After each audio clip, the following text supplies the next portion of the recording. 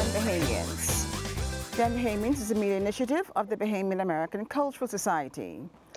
My guest today is Kirkland Bodie, KB, also known as KB. KB is in Grand Bahama, so we're going to take a trip down to Grand Bahama to have a conversation with KB. KB is one of our well-known entertainers in the Bahamas. He is what we call a cultural iconist. And he has written a book called Bahamian Lyrical Tales. It's a children's book, and it's incorporated with his songs as well as, you know, the story behind his songs. So welcome, KB, to Den Bahamians. I'm happy that you're going to be my guest today. In sunny Freeport, Grand Bahama. So let me ask you, and I've gotten an announcement that you were in one of our family islands, Abaco. Yes, just came out last night. We were down in Abaco for 2 days. We did two fundraisers for Save the Base campaign, just fundraise money for survey and environment, and we had two concerts that were well attended and were well supported. Okay, great. Save the Base. Okay, that's an environmental program. It's an environmental group.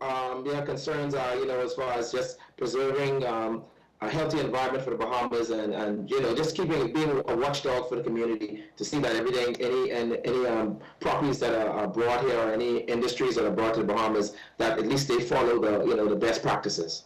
I see. Okay, now how long has this organization been established?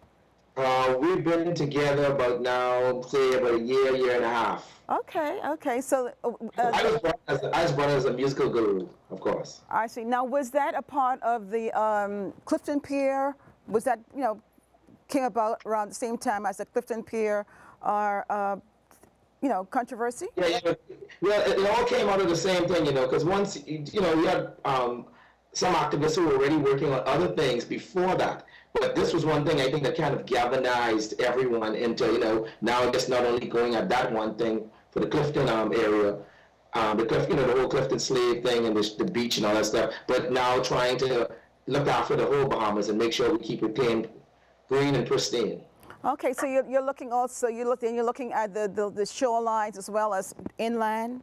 Yes, all across. That's even when it comes down to anyway, conservation comes to our fisheries, the fish fauna, flora, comes to anything to do with this Bahamas, and just from oil leakage across the board. Here in Grand Bahama, air pollution, everything. With the whole thing is with Abaco, all that stuff. You have a lot of people like Joe Darville and others who were around for a long time with doing things. They just brought me in, being that they heard my song, They Sellin'. My song was about us giving away our country, and for years we got a whole nation in '73. Now we're selling out all those islands to, I guess, movie stars and whoever has enough money. We're basically selling the country. We got a whole nation back in 1973. Now we're giving back the whole country. So basically the song was about their selling, and they heard my song and they understood that what I was trying to say, and they felt that this could lend to their project also. So basically, I'm a director of Save the Base Coalition, and I am basically the musical director. I take care from a musical end of writing songs that deal with the environment and just us looking out for ourselves and our country. I see. Okay, so your song is called We're Selling? They Selling. Now this was a song that I did outside. This was just me, a song that we're selling our acapella called Sun, Sea, and Sign. This was again, I was in a flight one time ago, this was years ago, like 6 years ago, and we were flying on a charter flight, and we were flying over these keys. I think we were heading to Turks Island. And the pilot said to me, you see all these islands, you see here, you show all these keys, all these are sold. And when he said that, the idea clicked to me like about a couple months later, I wrote the song, They Sell in Our Country. How long has that song been released? I mean, that's been out now about 3 years. Oh, 3 years. Oh, okay, okay. Of course, any song that speaks to they selling, that's any government. They're not talking about one government or the other. Both sell, we're selling to the highest buyer who wants to buy this piece of property or buy that island. So basically, it's not going to get that airplay like that because they're going to, those political junkies, they're going to try to suppress things like that because, everyone is to blame. Okay, yeah, because I've never heard that song, No, but I am aware of the controversy around several pieces of land that have been sold to developers, and people have really, stand up to. Not only developers now, also the private. Like again, you have a bunch of movie stars from the U.S. and across the world who come out and they're buying keys and islands. So again, we are just selling, and giving again the Bahama project. How we give to make that project happen. We then have to make a loan to the Chinese. All this stuff, we're giving away our birthright for some waiters and bellman jobs. Okay, and that's a very valuable program. I'm really pleased that you're, as an entertainer, is lending your talent to that kind of a project. I'm very proud to say that, it's kind of dangerous. Huh? It's also kind of dangerous on the career, because as you do this, and that's again, if any political party that comes in, or any government that comes in, you're speaking truth to power. So of course, they don't want you to get too strong. So they're going to try and suppress again as much as they can. But I just think I'm a what you call a nationalist, and I believe in this country. I love this country, and I'm going to say what I have to say to whatever comes. But I thank you very much. We're trying our best, man. And it's not about turning our backs on development. It's about sensible development, development that's smart and green, that's going to take care of our land. Not that we're going to have to, our waters are going to be oiled up and dirty, and the reefs are killed, and that's what we're looking out for. We want to make sure that we have this around for the future. Yes.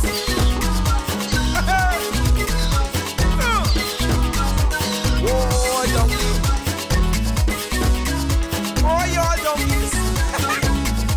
Go. They're selling our country. They're selling our land. They're selling our archipelago of sea and sand. Now break down the acronym like you in class. Oh, they're selling the whole country. Ooh, they're selling And I never been down with no OPP. I talk about selling our people's property.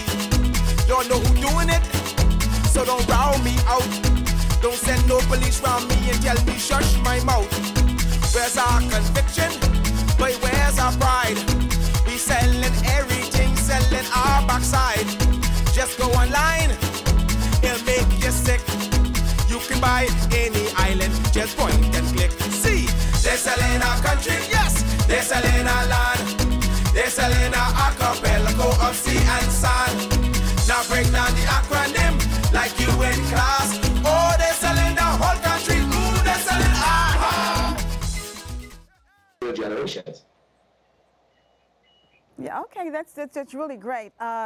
I really appreciate that, I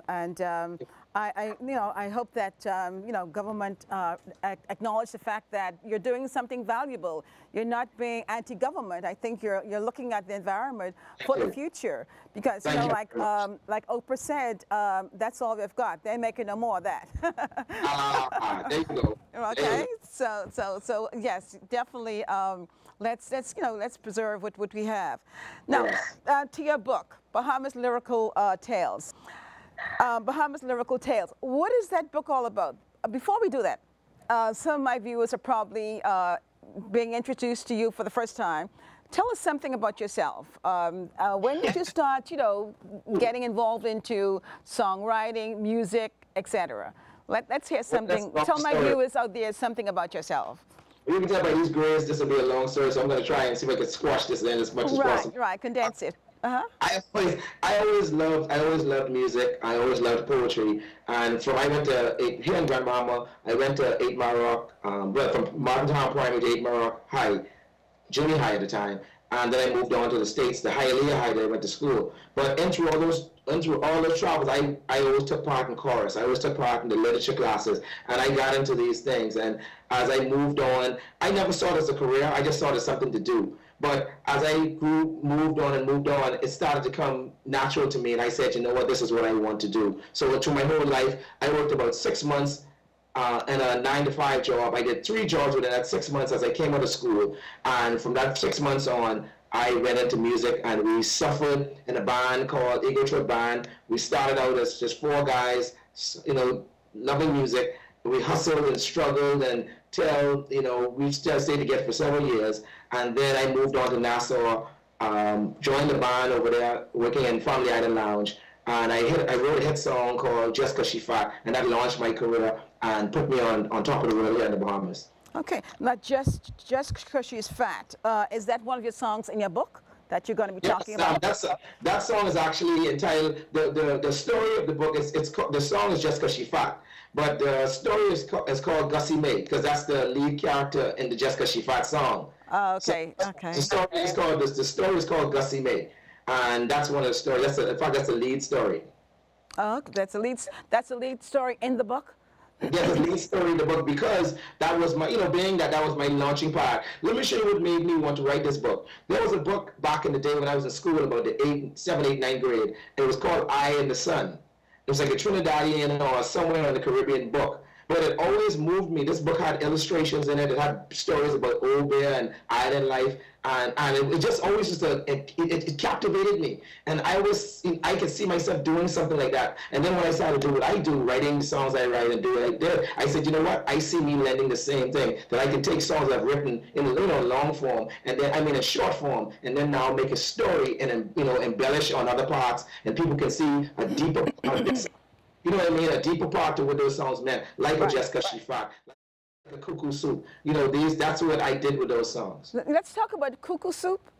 Yes. What does that mean, Cuckoo Soup? Well, anyone who's from the islands, they have different terms. But you call it Old Bear, you call it voodoo, you call it, some people call it black magic or whatever. But it's an African thing, I guess, that came down from Africa. And we just have the hours we call it Cuckoo Soup. It's like a soup that a woman would make you go to the Old Bear woman or the Old Bear man, and they would give you this soup, this thing they put in your soup, and would capture the man, make him fall in love. Oh. And so that's the kind of thing what the Cuckoo Soup is. Okay, Cuckoo Soup. So that's the story that's in your book. And that's one of the stories also. It's called No Cure for the Cuckoo Soup. Like no man, once he gets the Cuckoo Soup, he's no cure, he's in love for life, and that's what you have to deal with. Okay, okay.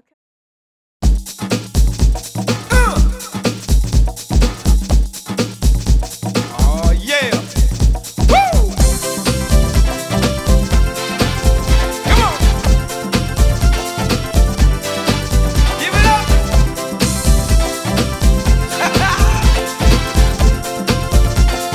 Alrighty then. She got the power, I'm under her control. I don't know what it was, but it really got a hold. It must be something I had to eat. I don't know what it was, but boy, it sure was sweet. Every time I see her, my mind is not my own. I'm like an old boy king, scrapping for a bone. So I made a trip down to San Salvador to see if the family them could find me a cure. Something for the cuckoo soup, a cure for the cuckoo soup. Boy, aspirin it just won't do. Something for the a cure for the cuckoo soup. Woo! Giddy up, ding-a-ling-dong. Come on, I tell you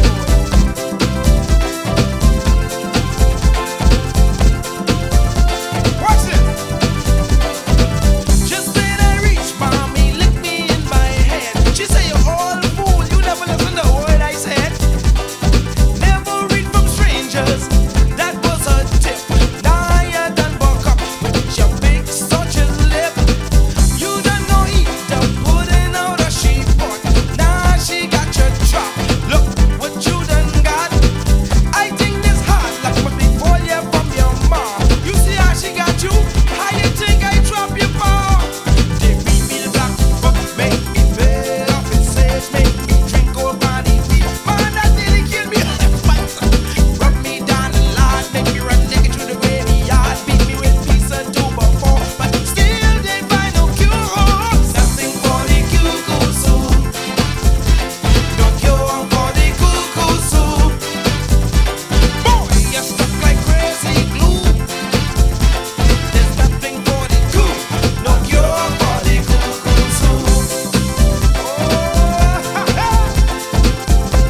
Boy, she got you now. Ha, ha. Woo. That's it. Take us out now. Okay. Now there's another one called Trotter. Totus. Totus. Yeah, What does that mean? So, you know, when Bahamians, and I think these things are across the diaspora that, you know, island people do these things, but Bahamians are known for this. We'll go to your party and we take in some stuff home with us. So that's what Tola does. He goes into the kitchen, gets what he has to get, puts it in the car, puts it in the box trunk, gets some sodas, some macaroni, some freezer, and then he comes back inside, he put it in the box trunk, and he goes back into the, gets some food to eat, and then he takes the rest home. So that's what the Tola is. He takes his foil, you know, his Reynolds Wrap, we call it foil. He takes his foil with him and he goes and he puts his foil down and takes that and take all the chicken and whatever you got. And he takes that. So that's what a Tola does. He comes here.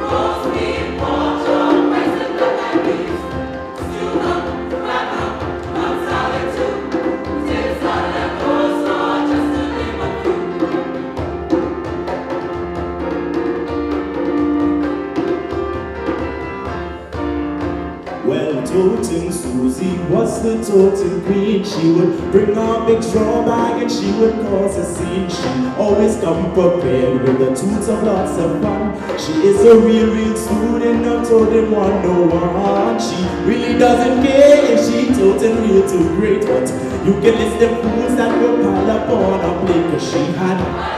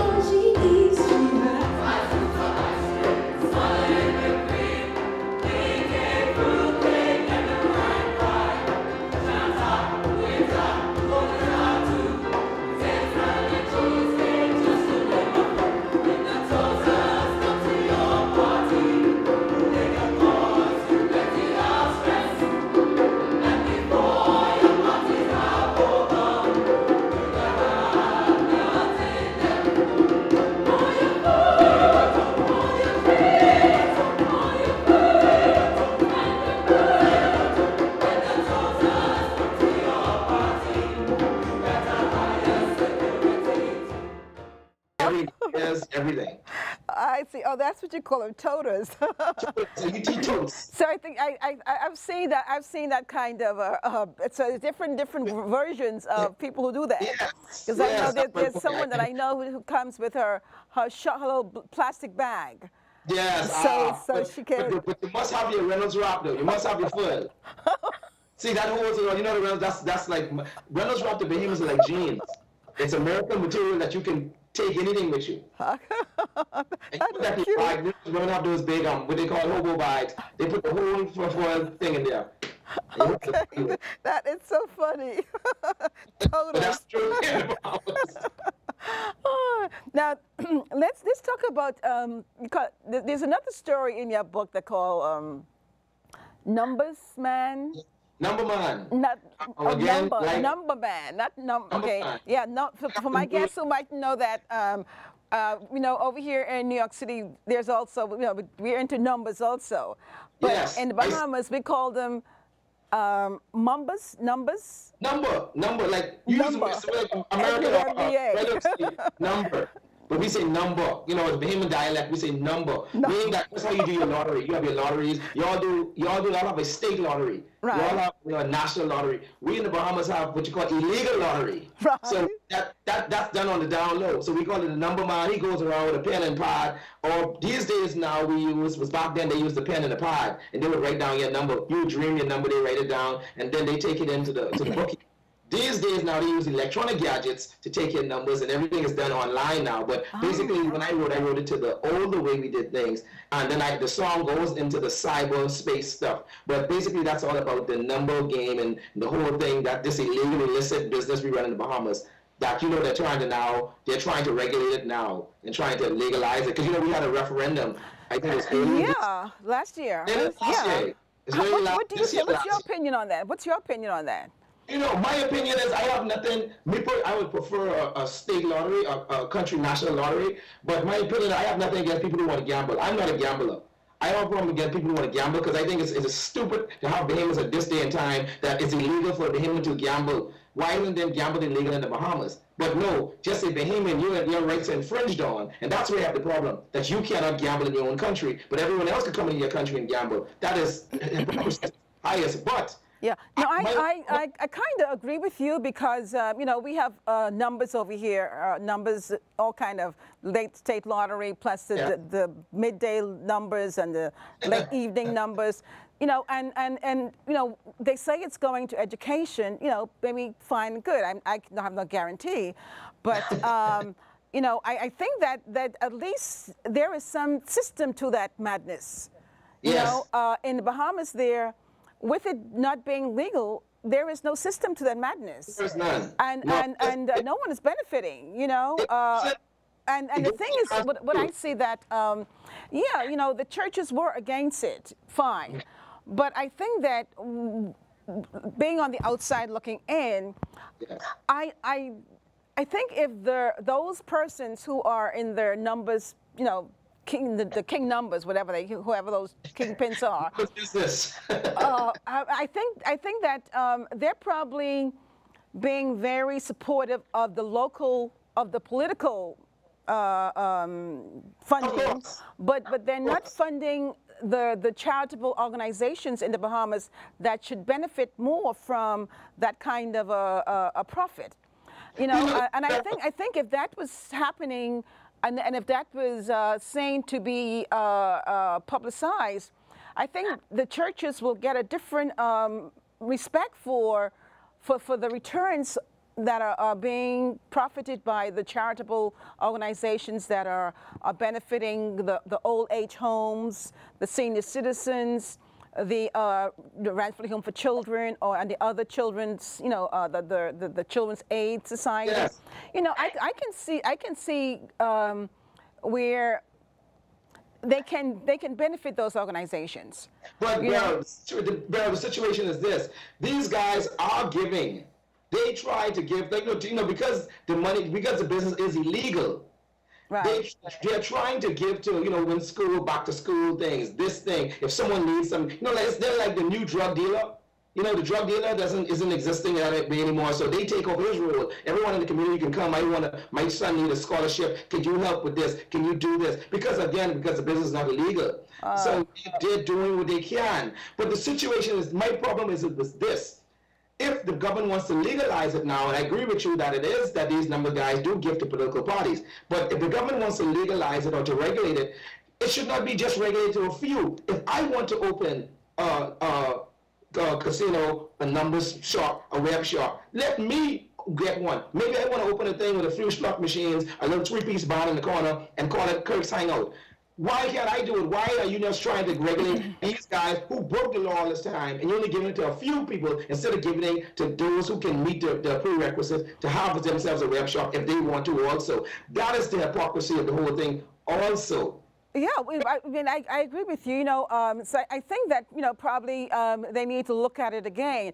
But you know, I think a referendum is a very costly thing. I can see them attaching that to the next election, Yeah, so that the community can vote for it. I think all that money that went down during that referendum was a total waste. They could have taken that money and made some, you know, really good out of it. Yes, you know, there's another referendum coming up. Beryl, on that, they're trying to, I don't know if it's still going to come, but they're trying to. But Beryl, on that, again, remember that they voted no. It wasn't only the church that voted no. Those were people who did not understand what this was. They thought that once they voted no, some people thought, you know what, if I vote no, this would then cost them to come after my money. They could do this, they're regulated. I can't do this in my privacy. You bringing my stuff out to light. And there's a bunch of little things that could have made people vote no. Me personally, I would have said, I don't understand what they're talking about and what they're trying to do. And I have a problem with it only trying to give it to a few. That was my problem with it. But the church wasn't the only ones that voted. The church on the other side of society are the ones that voted no. So I don't like when the church gets all the credit. I think it was also the secular and the church that got together and voted no against. I see. Okay. But you know, it's not only the web shops and the numbers man. There's another gambling casino type home setting thing that's happening also in the Bahamas. So there are a lot of, you know, underground gambling, you know, system going on that the whole masses are not gaining, you know, we're not benefiting, you know. They need to regulate all of those gambling things, systems that's going on in the Bahamas. That it's not only the web shops and the numbers man. There's another group or two or three that's out there that need to be you know, regulated. But we need to open up for everyone and not just for a chosen few. We need to stop doing for so-and-so family, friends, and lovers and do for the Bahamian and support the Bahamian. I seriously, I just wrote a song the other day, I think like a month ago, I just released it. It's getting airplay now. It's called We're Being Sitted On. Meaning that this song is written that it seems like if you're foreign, our leaders then support you. We hate anything that is us. Like they have a problem, they probably go off to London, go off to Jamaica, go off to these schools, and they come back trying to be who these people they were, you know, like associated with. I think our leadership is too old. I think our leadership needs to move on and allow a new breed of leadership to come in. And when I say that, I don't mean that you throw away the old. I just mean that we need now a new change. We need new thinkers. We need people that actually believe in Bahamians and don't just use it as rhetoric. Yeah, I mean, I like that idea. I think that, yes, I'm for, you know, Bahamians surviving. You know, yes. there are a lot of Bahamians that are not surviving. You know, there's a big hotel chain that's huge, very nice. That's the Bahama group. And they're looking for, you know, Bahamians to fill some of the positions. And I hope that, you know, those folks on the outer islands who need work, I hope that, you know, they're reaching out to those persons on the family islands, because, you know, they were here in New York City, and I'm sure they went to several other states. But it would be good that they reach the family islands. So you said they were in New York looking for Bahamians? Yeah. There was a group here in New York City a few months ago. Yeah. Have they reached to the musicians? Have you gone in for an interview yet? I have not heard a word. Now, personally, I don't care to work in a hotel. Now, maybe one day in my life, I wouldn't mind sitting down with a piano bar, a three-piece band, and having a nice, do something 3 nights a week. I don't have a problem. But I'm not a hotel kind of guy. But there are many musicians who work in hotels, who do this kind of work. And I've not heard one word that they said that Bahama has approached them about music. I think that's a slap in the face, it's an insult, and nowhere on earth that a musician I know of my standard don't hear what's going on in this country. Just like any other musicians. I don't know who they're talking to, but you believe that this company is supposed to open in December. And how do you now, then you blame it on the musician when you're not ready. You say, oh, the musicians ain't ready. How would you say they're not ready when you've not approached them to be ready? 2 years out, musicians should have known what they want to deal with, what they want, what kind of music they want, because I expect at least 20 groups to be hired by that property. 20 bands should be hired by that property. Yeah, because it's a 4-foot-4 hotel complex. Yes. Yeah. It's huge. It's quite a nice hotel. The setting is very nice, but to come in and the flavor is not Bahamian. It'll be ridiculous. Why be there? Because persons coming to Bahamas, they want to hear Bahamian stuff. They want to eat Bahamian food. So I hope that I haven't visited, but from what I've seen, the pictures, it's going to be a very nice. It's going to be wonderful. It's going to be a beautiful property. It's going to be great. My only problem, again, is that, like you said, you come to the Bahamas, we're the only people that sell our own culture out. I mean, if you come to the Bahamas, comforters should be waiting on you when you walk through the lobby. You coming through, you have a Bahama mama, you giving these people 1,000% Bahamian culture. And this, if you don't know what Bahamian culture is as a leader, because I'm telling some of these leaders truly don't. If you don't, then you need to go and study up and have your people, if you have to make up some stuff, make it up. My point is, give these people a different experience. No one comes from New York or London to have, when they reach in the Bahamas, have London. They don't come from France to go back to France.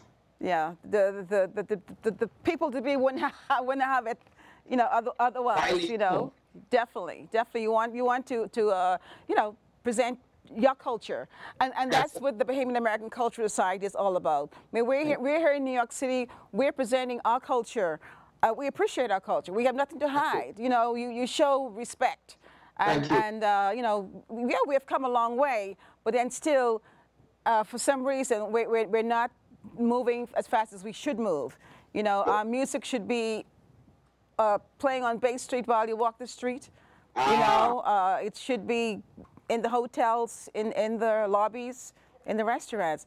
So I hope that our music is going to be considered as one of the main features in those hotels. Can I give you my largest pet peeve, something that's going around, circulating around the Bahamas now. They have a group now, with the Prime Minister's consent, he is now spearheading this thing, from what I've gathered, that he's trying to actually bring a carnival festival to the Bahamas. We have been spending something like $9 million to establish a carnival in the Bahamas. I think that's the most asinine idea I think I've ever heard in my life. He is now meeting with the Junkanoo committees.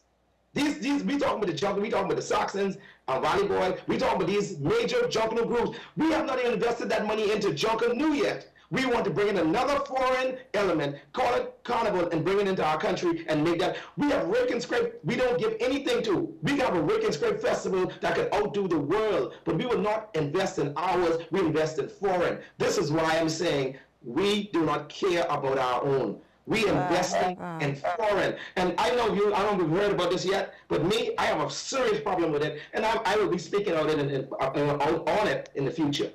Yeah, well, Nassau is a free country, and I think that you should, have a meeting with the Prime Minister about that before it gets any further, before it moves any further.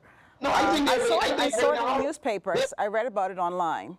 They're right now moving in. In fact, I've already written into this committee to tell them my objections to it. Fred Ferguson also, I think, I've written into this committee to give our objections to it. And we laid out our points, but these guys only using that as, oh, we're going to hear you. So my point is, as long as they bring it, because they're going to move how they want to move. Most Bahamians aren't going to kick up about it because most Bahamians are trying to find a job. They're trying to work. They're trying to feed themselves.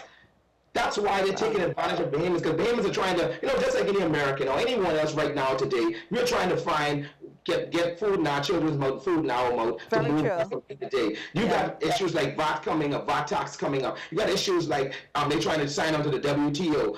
We got all these other stupidness, I think, coming at us, because I don't even know why we signed up with the WTO. We don't produce nothing here. We don't manufacture. Oh, we are a servitude nation. Why are we joining up with the WTO? Again, these are things we are coming at us, and these taxes and all these different changes are coming at us, and everything is becoming globalized. We have more Chinese in this country now, probably more than Bahamian soon. This is what we're dealing with. On the outer islands, people are seeing this now happening. So you can imagine the culture shock that's coming down on the average Bahamian when he sees all these changes happening, and we can't keep our, what we call our Bahamian identity anymore. We're being changed by the second. Yeah. So where is this carnival system is going to be set up? Well, so far they keep everything mum's the word, but I assume it's going to be in Nassau. Can I say one more word I want to say here? That Bahama project, this is just my personal thing, that should have not been built in Nassau personally. Others already done. I think that should have been brought to Grand Bahama, where it has the space. It could take on more people, you could get people to come out of Nassau, people to come from those other islands, and to come into Grand Bahama. I think Nassau is already overcrowded, but it's already done, but I thought it would have been a better idea. Again, I think this carnival idea is going to go into Nassau, heap more junk onto Nassau. Nassau becomes more, you know how it is, more claustrophobic, more of this, and everything goes, they treat, like everything is Nassau, New Providence centric. And nothing happens for these other islands. Basically, you put one development on there, you hope you could employ a couple of people, and you say, oh, we good. Yeah. Let me ask you, how is the economy in Grand Bahama these days? Oh, God. Huh? I laugh, man. It's horrible. Grand Bahama is horrible. Like I say right now, Grand Bahama isn't anymore the second economy in the Bahamas. It's now moved to the third and slipping to fourth any minute.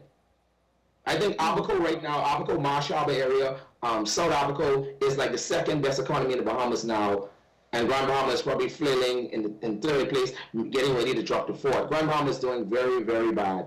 No government that's come in so far has found the idea and the formula to bring Grand Bahama back and to, to take it somewhere else. Instead of the same old, they just opened the new Memories Hotel. I guess they're the Dominican Republic brand. Down here, they employ a few people, paying them pittance, and that's what's going on. That's basically it. Nothing is going on for Grand Bahama. Wow. Okay, let's get back to your book, Bahamian Lyrical Tales. Bahamian Lyrical Tales. Right. There is a song called "Send Me Home." Yes. Yeah, let's show the book again. Let's show your book again. Send them home. Send them home. Okay. This is the book here. That's Gussie Mae. That's Gussie Mae and her boyfriend on the side right there. Okay, Gussie Mae. Gussie Mae, is that the person's name, or is that a name you gave the person? No, that's a person's name. I got that name from someone I grew up with down in Jonestown, 8 Mile Rock. Her name was Gussie Mae. Gussie Mae. Okay, cute.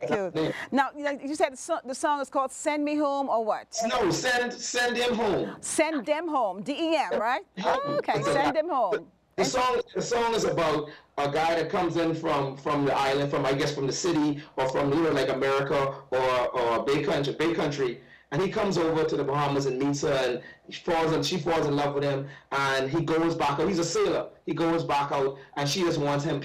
Send him back home.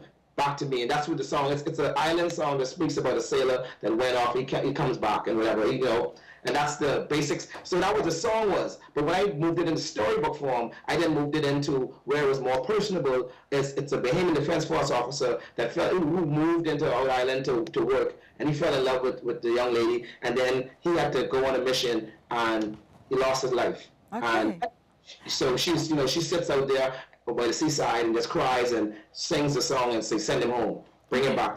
So let me ask you, can you send that song to me so I can incorporate it into? That's no problem. I already sent you out some stuff. I don't know if you got them yet, but I know I sent you out some stuff already. You can let me know. Okay, well, send them home so I can incorporate that, and so we can let our listeners hear that song. So okay, so we can share it with them. Okay. Now there's another one called "Greasy Man." What is that all about?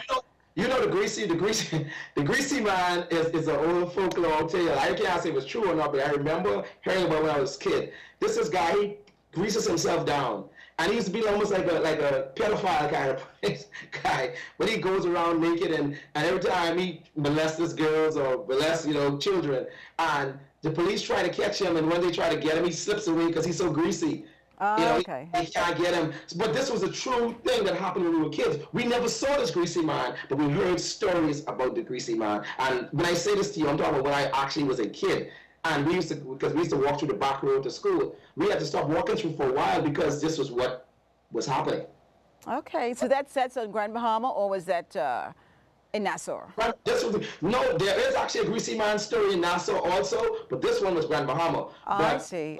Greasy man story in Nassau, because someone, actually when I wrote the book and the story came out, someone actually said to me, we had a greasy man in Nassau. So it could either be a wives' tale or...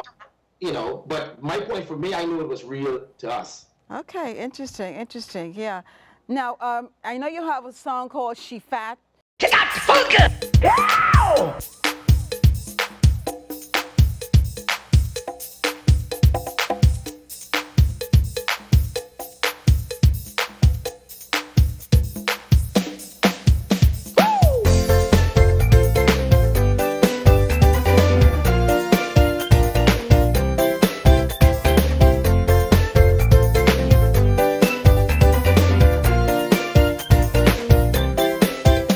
Down in Andres by Scrub Hill, there was a lady, she sure was built.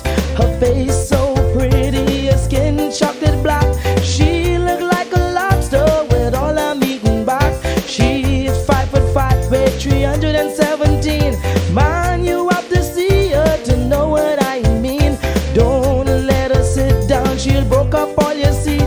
Man, this gal is so big and boy could she eat. But I like her like that, how she big and she fat. When she shake and whine and shake and whine and move and spine and just. And you have one, the biggest box in the world? Yes. Biggest box in the world I ever saw. What's the difference? Oh, No, what is that about? No, that story, I was in Miami just years and years ago. I was driving to the airport in Miami, and I'm driving past Air Jamaica. And I see the boxes piled up to the roof of the front of the airport, right? And I said, wow, that's Air Jamaica. But then I remembered, I drove by Bahamas here, and I see the boxes piled up also. But Jamaica, of course, Air Jamaica has more. They have more boxes, bigger boxes than us. But we carry everything from tires, we carry car engine, we will put everything on the plane. And that song was her. She had the biggest box because when we go through customs, we ain't paying, we ain't want to pay, we won't go in, we won't put this thing, hey, this ain't, then they ask you what's inside there. You say, oh, ain't nothing inside there. That time the thing weighed 1,000 tons. And that's what basically, so, that stuff should be done on the boat instead of on the plane. And that's basically the biggest box in the world. That's how the song idea came up. I see. Okay, interesting. Yeah, now, yeah, now this tortoise is really cute. That's one of the Sting. That's one written under the Sting banner. When I used to write with the Sting group, I worked with the Sting Junkanoo group for 10 years, and that was one of the songs that were written by myself and Sammy Hasty. Okay. Okay, interesting. Now, we talk about a referendum. I started that. There was a referendum that is going to be coming up in June.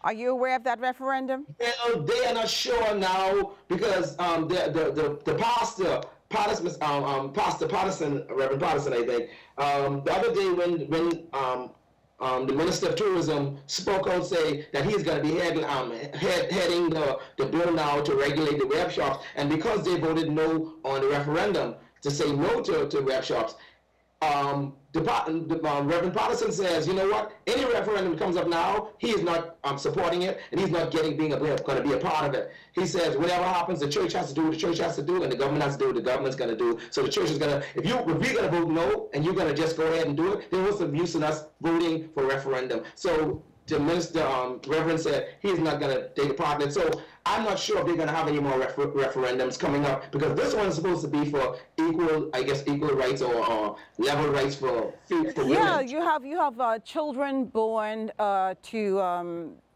Bahamian women and non-Bahamians. Yes. So the spouse and the children have no rights. Yes, but that's for female. But for male, if a male marries a non-Bahamian, their spouse and their children have Bahamian rights. Yes, the same as, you know, a male and a female Bahamian marrying, you know, the same, you know, birthright. Yeah, the same rights. That fringes on racism, you know. That fringes on prejudice. Yes, it is. That's terrible.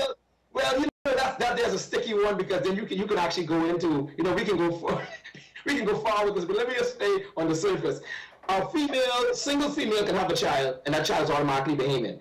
If a Bahamian female marries a foreigner, meaning American, Canadian, Jamaican, once she marries him, that child takes on the nationality of the father. This was done back in the day under the PLP administration under Sir Lyndon, back in the day when we became independent. Because you know, and you know this, if you were born before 73, don't care where you were from or who you were born to, at this point, I guess where you're from, but I mean, once you were born here, you automatically became a Bahamian. If your mother was Bahamian or not, or your father was Bahamian or not, you became a Bahamian because you were born before independence in 1973. After that, that's when this new thing kicked in. Yeah, well, you know, I hope that the church get involved, because this concerns their parishioners as well. Yes, you know? They're backing out at the wrong time.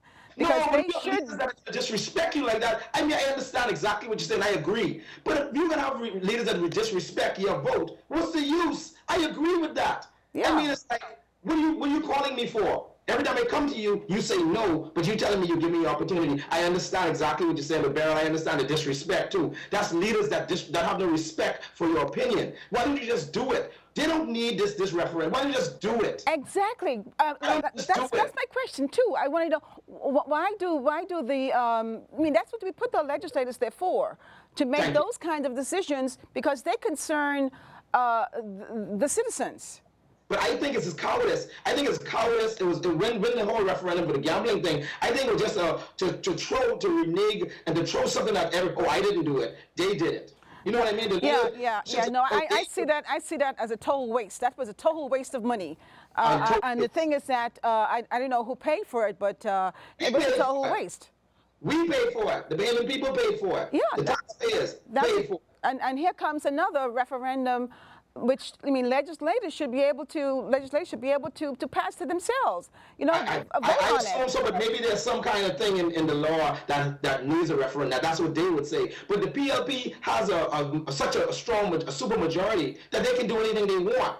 But you know, they can do anything they want. Yeah. Well, I hope that you know, they look at you know, doing it legislatively instead of bringing it to the people, because that's something that I think, you know, they can very easily pass the law, vote on that among that group. They don't need to bring that to the community. I think that's such a waste of money. Yeah, but Beryl, I got this question for you.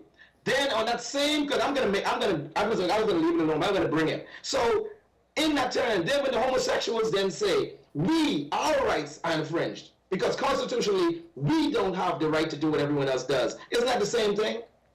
Well, you know, the thing is, I'm not going to answer that. But the thing is that, you know, we have a way of following America in a lot of ways. You know, we need to follow America in this respect. Okay? You know, it might come, we're now at 2014. You know, we need to get with it. You know, I'm not saying, you know, yes, and I'm not saying no, but we tend to follow America in a lot of things that they do over here. Negative and positive. Yes, they need to look at the positive side of this. The same thing with drugs. You know, Colorado. You know, that's going to be another thing that's going to be tabled, that's coming our way.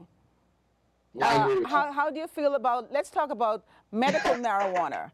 You know, how do you feel about that? Okay, you know what, I never was a marijuana guy, I never had a marijuana user, but to say it, I think, me personally, medical marijuana, I see nothing wrong with it. It is medical marijuana. It should be legal. It would be legal. We're not speaking about, you know, the cannabis, I assume, and what you're dealing with, you know, the stuff that gets you high. You're dealing with medicinal purposes. Even me personally, I think if you could regulate that business and make it a viable business, I think we'll have a marijuana tourism. I see it. That's a way to make money. That's a way to make some money, and then to regulate it and make sure that it you know, just like how we did with alcohol, you make sure that it is legislated correctly. It's regulated. It's you know, everything is above board. So because it's going to happen anyway. Yeah, well, exactly. And that's the same thing with this gambling thing. I think the gambling and the medical marijuana or the leisure marijuana or whatever, Yes. I think it all was within the same scope. And Yes. I wonder how they're going to treat that eventually. You know, so they really have to you know, they're not thinking these things through before they take it on to the people.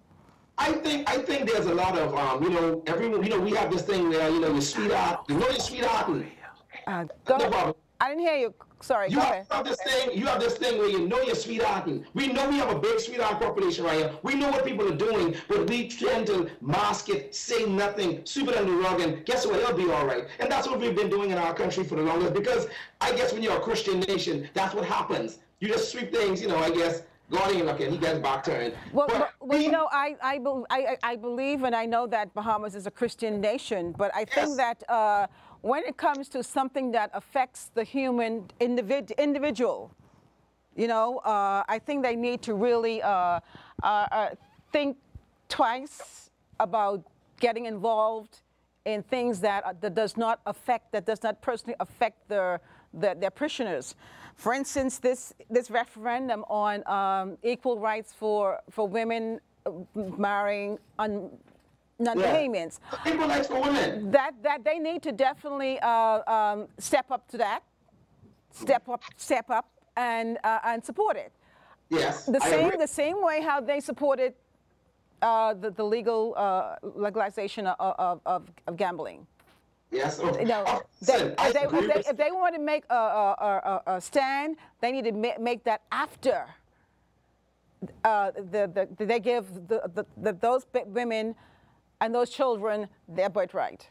Well, Beryl, I'm the type that I believe you should make it legal across the board that everyone has equal rights. I'm not always going to say to women. I agree.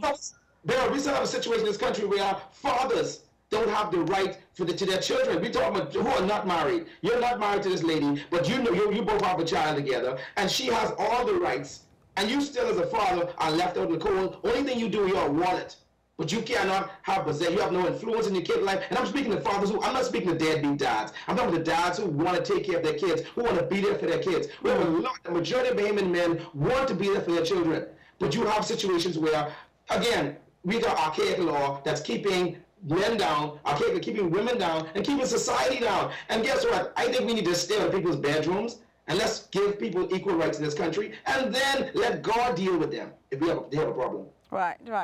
Well, KB, it has been a pleasure. Thank you very much. I'm glad you were able to join me. To my audience, this is Dem Bahamians, seen every Monday on Time Warner 34, FiOS 33, RCN 82, and also on the internet. www.mnn.org and click on channel 1.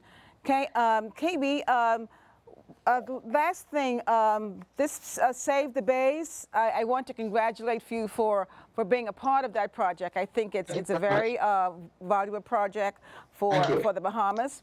And there's another thing that, another project that Honorable Damien Gomez is bringing about for his constituents in Eleuthera, and that is to give property rights to those persons who have commonage land.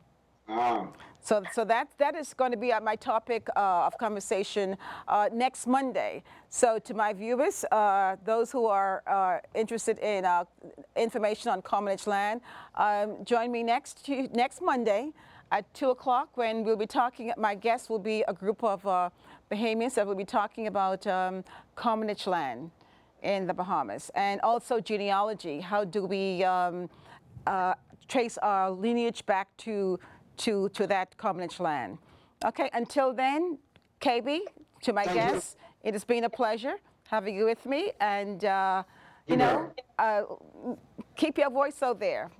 Thank you. It's not going to you can't silence it. It's definitely needed.